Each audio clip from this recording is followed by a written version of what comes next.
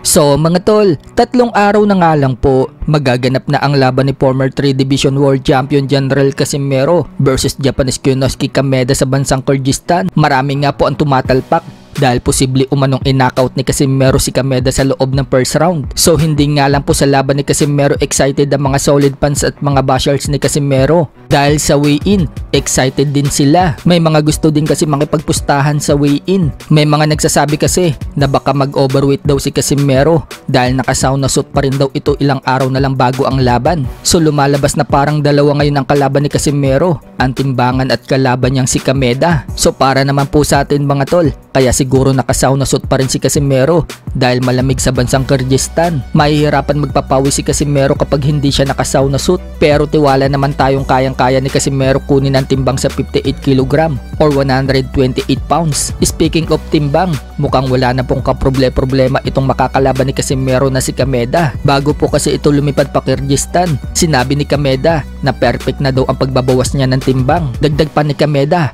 oras na daw ngayon at talagang maganda daw ngayon ang preparation niya sa laban na yan. Huling banta pa nga po ni Kameda, panoorin na lang daw natin kung paano niya talunin si Casimero. Sa kabilang banda naman mga tol, kahapon nga po, pinagpatuloy pa rin ni Kenneth Luber ang pagtitraining niya sa gym sa Kyrgyzstan kasama ang kanyang strength and conditioning coach na si Alex Arisa. Talagang pinupush po si Luber ni Alex Arisa mga tol.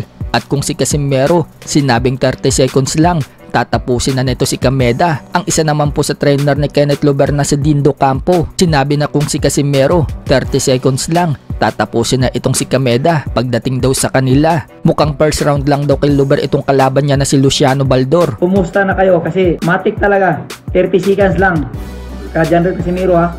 Sa amin, basta mukhang first round lang ulit to.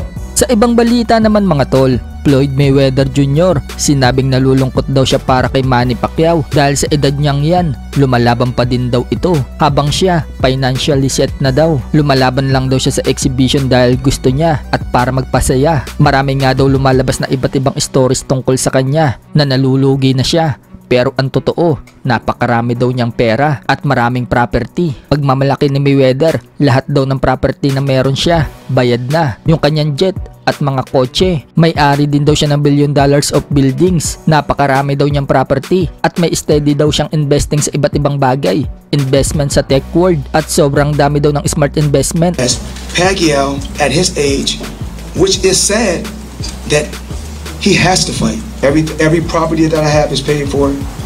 My jet is paid for. All my cars is paid for. I own billion dollar buildings.